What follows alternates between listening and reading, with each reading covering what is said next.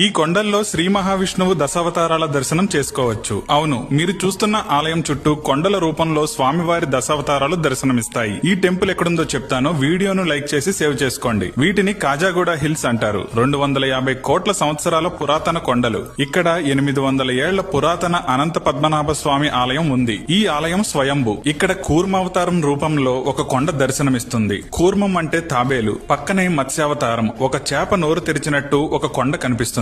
గజేంద్ర మోక్షం ఘట్టంలో ముసలి రూపంలో మరొక కొండ దర్శనమిస్తుంది. వరాహ అవతారం, అలాగే స్వామివారు స్తంభం బద్దలు కొట్టుకుని వచ్చినట్టు కనిపించే నారసింహ అవతారం, అలాగే స్వామివారు నిద్రిస్తున్నట్టు స్వామివారి ఆకారంలో ఒక కొండ కనిపిస్తుంది. ఇక ఈ ఆలయం పాము పడగ రూపంలో ఉన్న కొండ కింద ఉంటుంది. ఇలా శ్రీ మహావిష్ణువు దశావతారాల దర్శనం కొండ రూపంలోనే జరుగుతుంది.